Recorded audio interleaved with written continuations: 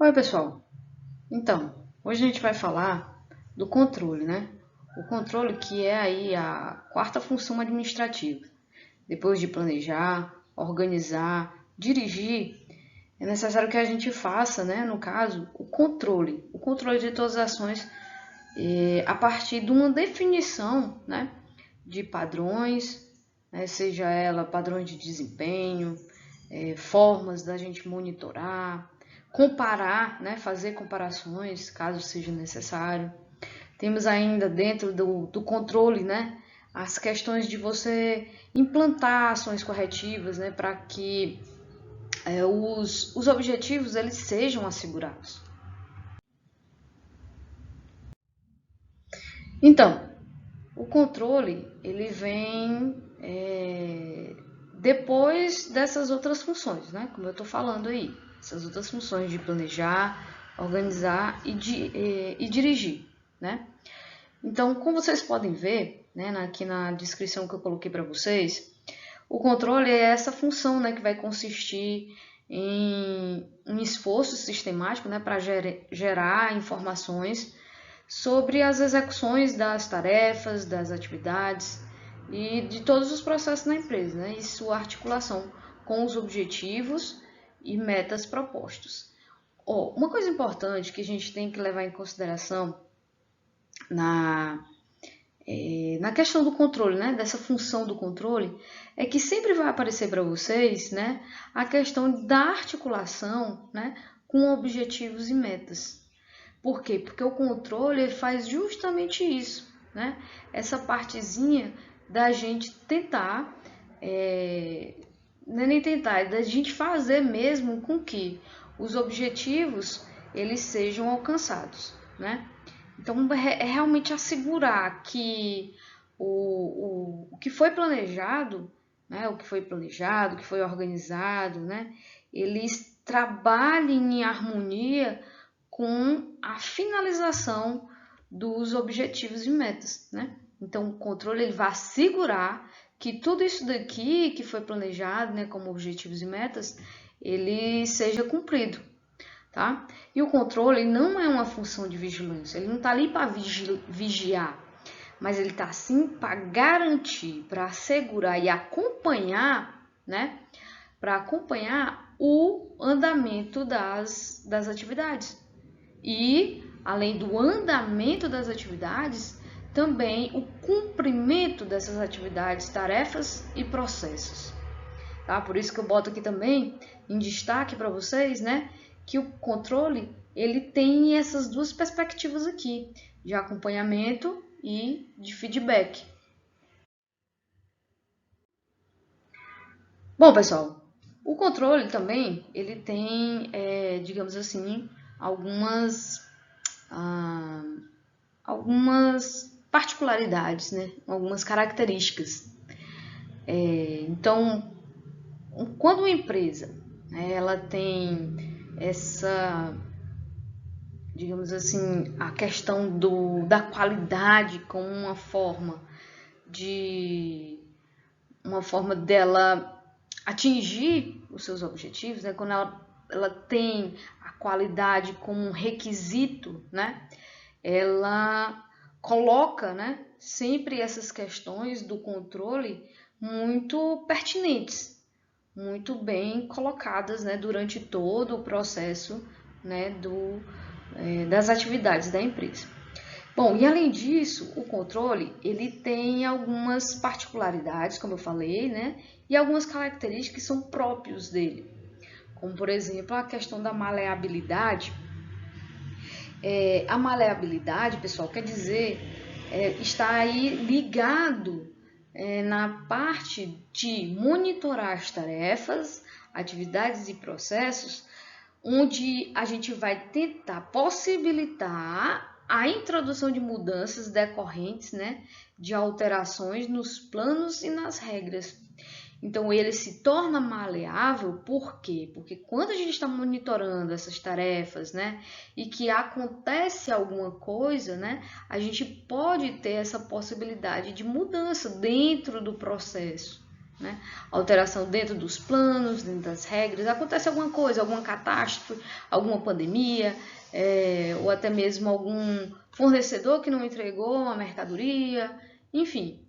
Então, a gente pode ter dentro do controle essa maleabilidade de conseguir alterar planos e regras. Tem outra característica do controle que é a instantaneidade, né?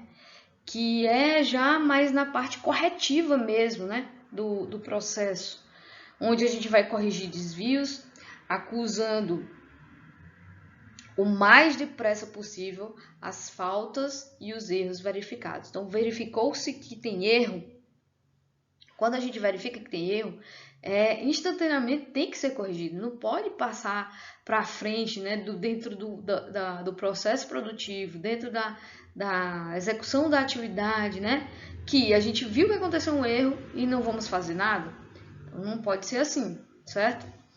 Então, essa característica do controle de instantaneabilidade é nessa questão de corrigir o erro, né, assim que ele é detectado. A questão da própria correção, né, que é prevenir os desvios, permitindo a reparação das faltas e dos erros, evitando sua repetição. Então, prevenir desvios no sentido de que esse erro já aconteceu, então a gente não vai deixar mais que aconteça, porque a gente já sabe como proceder, né, diante daquela falha, diante daquele erro. Então, tem como a gente corrigir e antecipar, né, a esses desvios que podem acontecer dentro da execução e dentro do controle, né? Bom, e aqui nesse slide é mais uma questão da gente mostrar para vocês como é que o controle ele está relacionado com as outras funções, né? As outras funções administrativas. Então, o controle ele tem esse objetivo, né, de medir, de corrigir o desempenho, de assegurar que os objetivos, né, sejam realizados de acordo com o planejado, né? Então, o objetivo ele vai assegurar que o que foi colocado nos planos, né, nas etapas anteriores, né, tanto de planejamento, organização e direção, eles sejam realmente cumpridos, né? Então, o controle ele tem essa função de atuar, né, sobre os problemas, né, do que acontece realmente dentro da empresa de forma mais enérgica, de forma mais concreta, né? E até mesmo dinâmica em relação a todas essas outras funções. Bom, aí nos próximos slides eu vou mostrar para vocês, né, os tipos de controle que a gente pode ter, né, e como é que é a característica de cada um desses tipos de controle, né? Então a gente inicia com o controle por padrão, né? Que são definidos pelo padrão de algum setor, de alguns segmentos, né? Por exemplo.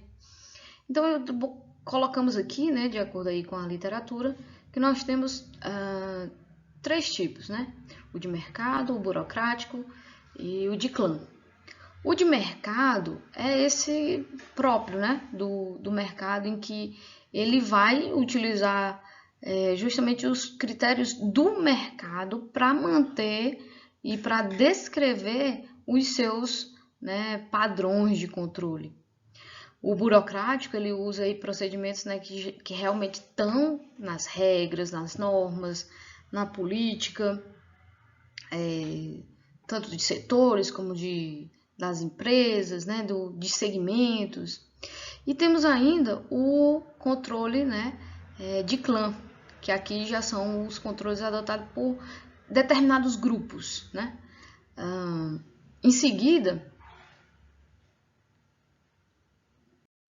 vamos ver aí que o controle ele pode ser definido, né, ou tipificado de acordo com o nível hierárquico. Esse nível hierárquico já é bem conhecido de vocês, né? A gente tem o estratégico, tático e operacional. Quando a gente trata do controle estratégico, aí a gente vai falar realmente daquela parte bem mais ampla da empresa, bem mais sistemática, mais sinestésica, mais abrangente mesmo, né?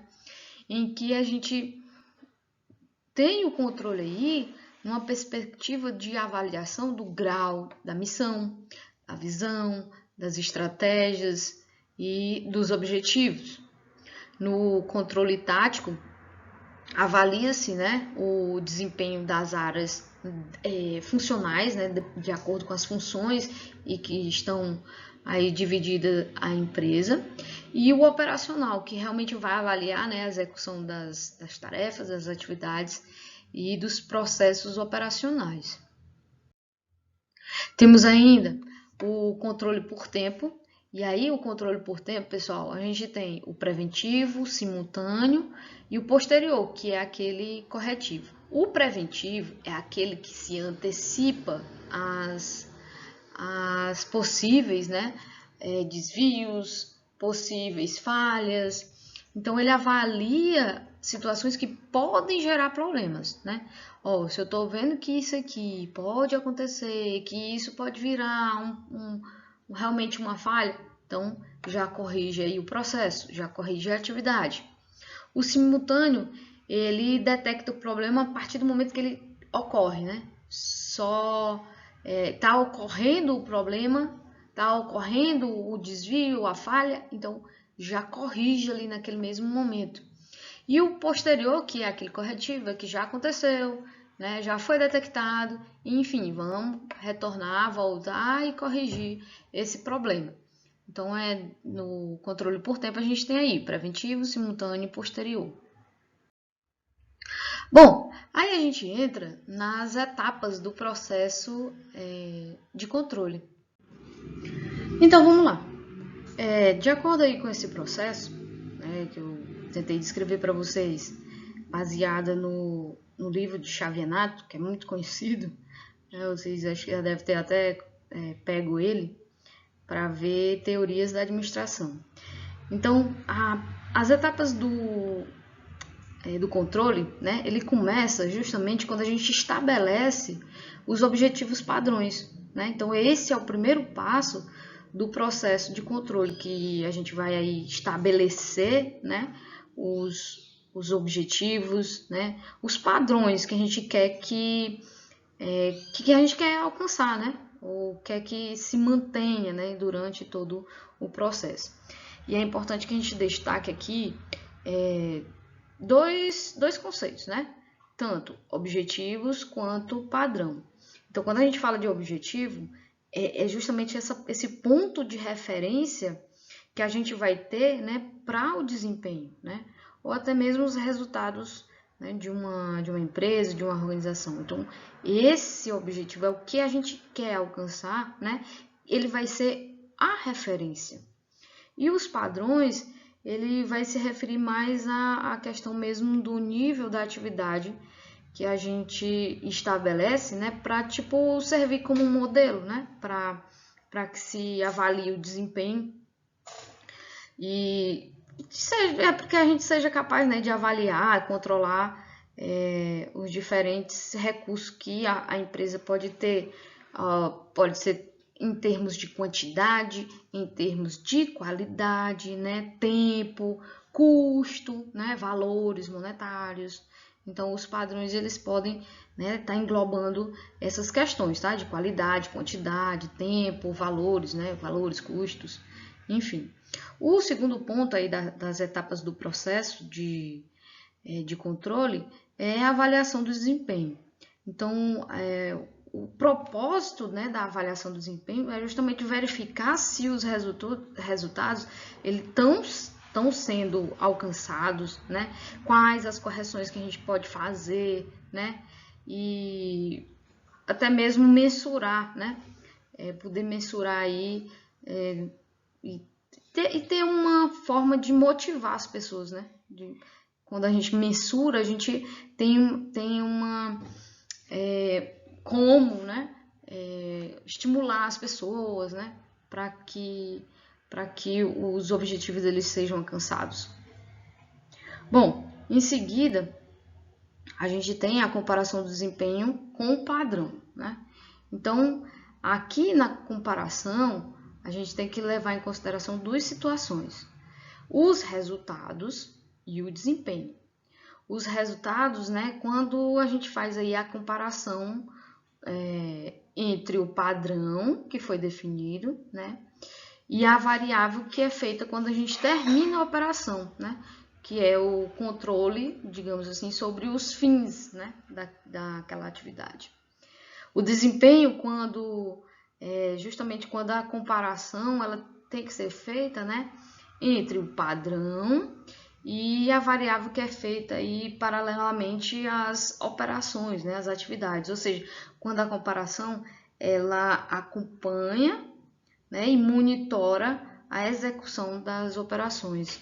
Então, esse controle aqui do desempenho é o controle dos meios, enquanto que os resultados é o controle dos fins, né? O desempenho é o controle de como foi feito, né? Controla e monitora a execução do processo.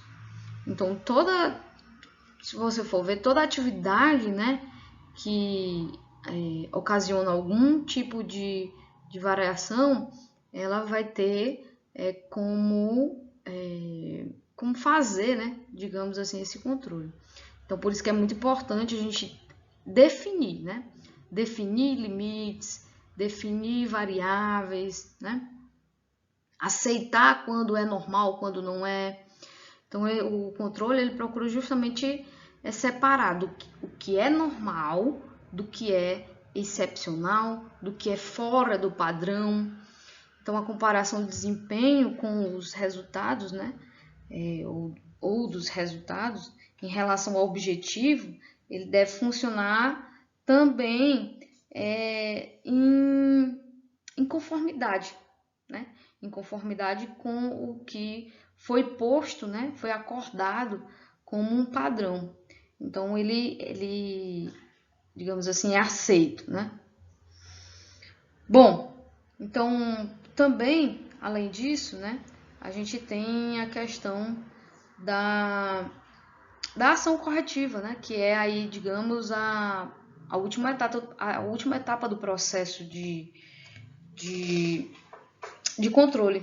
A ação corretiva, ela é essa ação administrativa, né, que vai tentar manter o desempenho, tanto dentro dos níveis padrões que foram estabelecidos, né, como até mesmo fazer com que seja exatamente, com que tudo seja exatamente, né, com o que foi pré-estabelecido.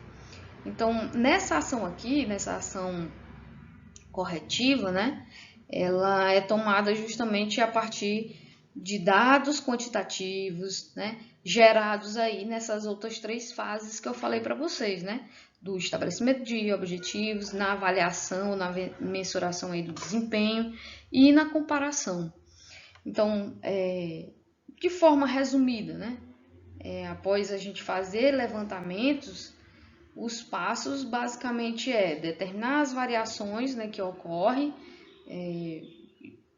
quais os resultados, né, que estão muito acima ou muito abaixo do padrão que foram estabelecidos, dos padrões que são esperados, comunicar as pessoas responsáveis, né, que produzem aí esses resultados. Então, as pessoas têm que saber se estão atingindo ou não os resultados, né? E até mesmo, por fim, né, digamos assim, utilizar essas informações para reforçar tanto o bom desempenho, como para reforçar ou corrigir, né, o desempenho que não foi satisfatório, que foi precário, né? Então, se os resultados eles excederem a essas expectativas, é altamente necessário que você, né, possa usar isso como uma forma de estimular, como uma forma de motivar as pessoas, né, ou até mesmo de mantê-las na empresa. Então, é muito importante essa partezinha aí das etapas a gente conhecer dessa forma, né?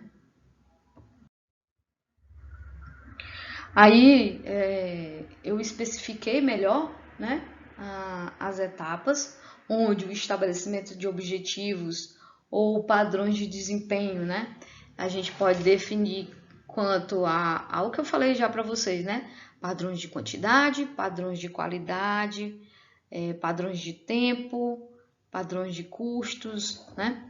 E aí a gente tem aqui alguns exemplos desses padrões que podem ser definidos.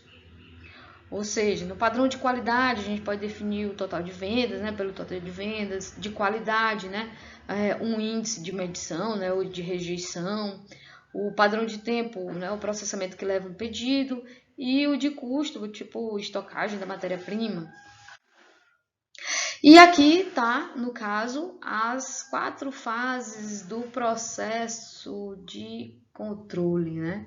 Então, primeiro a gente faz o estabelecimento de padrões, né? Vocês podem ver que aqui esse processo é um processo cíclico. Então, a gente tem o estabelecimento de padrões, observa-se o desempenho, compara, né, o desempenho com o padrão, então é nessa fase que a gente vai fazer essas comparações e propõe aqui ações corretivas. E, por fim, né, nós temos aí as 4 fases do processo produtivo. Então é isso, pessoal. Bons estudos e até mais!